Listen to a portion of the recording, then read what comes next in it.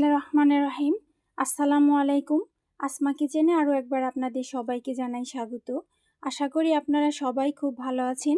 আমি আজ নিয়ে এলাম কাউনের চালের পায়েস রেসিপি। আশা করি আমার রেসিপিটা আপনারা প্রথম থেকে শেষ পর্যন্ত দেখবেন। আমার এমন নতুন নতুন রেসিপি পেতে আমার চ্যানেলটিকে সাবস্ক্রাইব করবেন এবং লাইক, কমেন্ট, শেয়ার করবেন। আর অলরেডি আমার চ্যানেলটিকে যারা সাবস্ক্রাইব করেছেন তাদেরকে জানাই অসংখ্য অসংখ্য ধন্যবাদ। আর কথা বাড়াবো না, চলুন মূল রেসিপিটা শুরু করা যাক।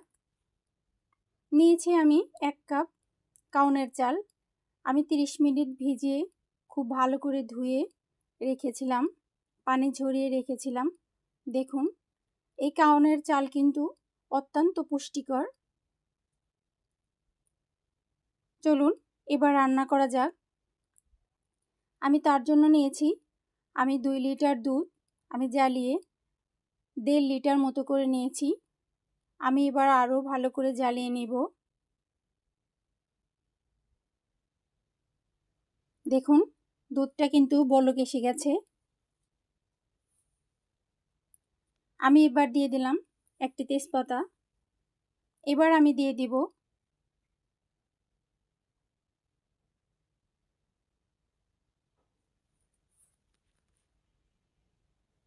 আমি এলাচি মুখ ফাটিয়ে দিয়েছি।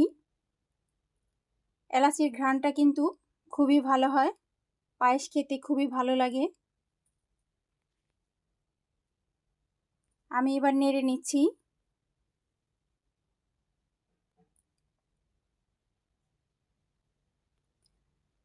আমি তরল দুধ দিয়ে রান্না করছি, আপনারা কিন্তু গুঁড়া দুধ দিয়েও রান্না করে নিতে পারেন।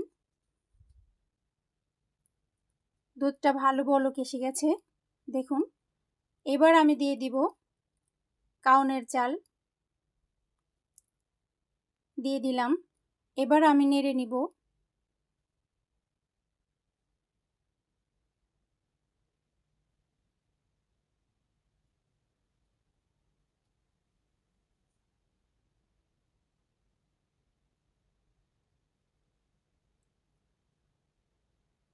অনবরত নেড়ে নিতে হবে যাতে লেগে না যায়। এই কাউনের চাল কিন্তু হার্ট সুস্থ রাখে এবং ওজন কমাতেও সাহায্য করে। দেখুন, বলক এসে গেছে। আমি নেড়ে নিচ্ছি।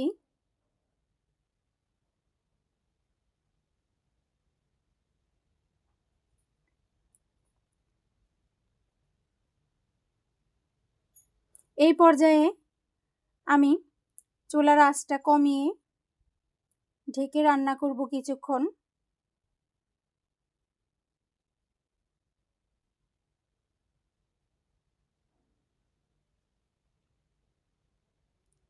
এতে করে তাড়াতাড়ি রান্না হবে, ভালো রান্না হবে।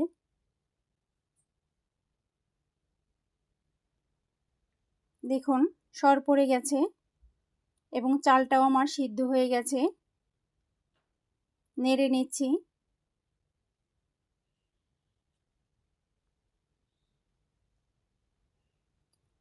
এখন আমি দিয়ে দিব কুড়ানো নারকেল।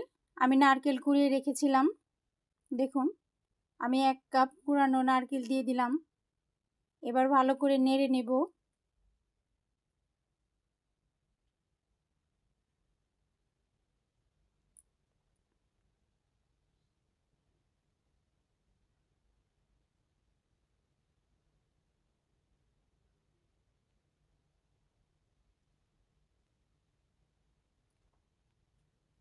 এবার আমি দিয়ে দিব চিনি। আমি চিনি দিয়েছি, লাল চিনি দিয়ে দিলাম। আমি 1 কাপ চালে আমি আধা কাপ চিনি দিয়েছি। আপনারা যে যেমন মিষ্টি খান তেমন দিবেন, কারণ আমি দুধটাও ঘন করে নিয়েছি, এতে করে মিষ্টি হবে।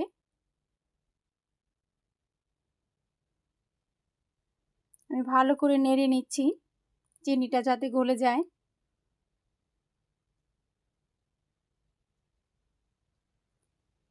এবার আমি দিয়ে দিব আধা চা চামচ পিঙ্ক সল্ট দিয়ে দিলাম। এতে মিষ্টিটা ব্যালেন্স হয়, খেতে ভালো লাগে। নেড়ে নিচ্ছি আমি।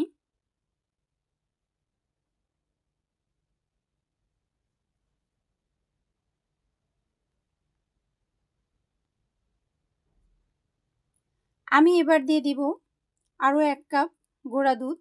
এতে করে পায়েসটা আরও মিষ্টি হবে, খেতে আরও টেস্টি হবে, ভালো হবে। আমি খুব ভালো করে এবার মিশিয়ে নিব।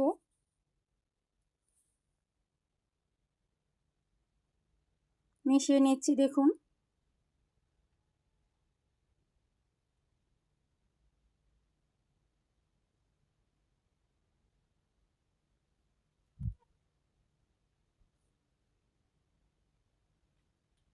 এবার আমি দিয়ে দিব কিছু কিশমিশ। আমি কিছু বাদাম কুচি করে রেখেছিলাম, দিয়ে দিব এখন।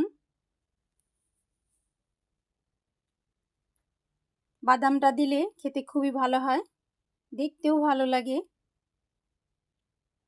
দেখুন আমার কাউনের পায়েসটা কতটা সুন্দর হয়েছে, খেতে খুবই ভালো লাগবে। অবশ্যই আপনারা এইভাবে বাসায় রান্না করে খাবেন আর আমাকে কমেন্ট করে জানাবেন খেতে কেমন হয়েছে। দেখুন কতটা সুন্দর হয়েছে দেখতে। আমার বাসার তো সবাই পছন্দ করে। এবার আমি সার্ভ করে নিচ্ছি।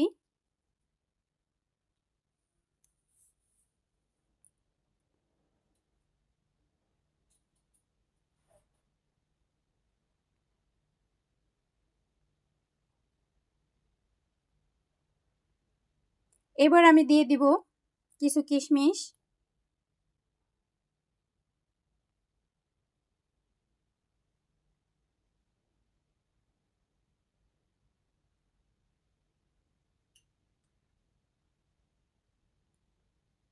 এবার আমি দিয়ে দিব কিছু বাদাম।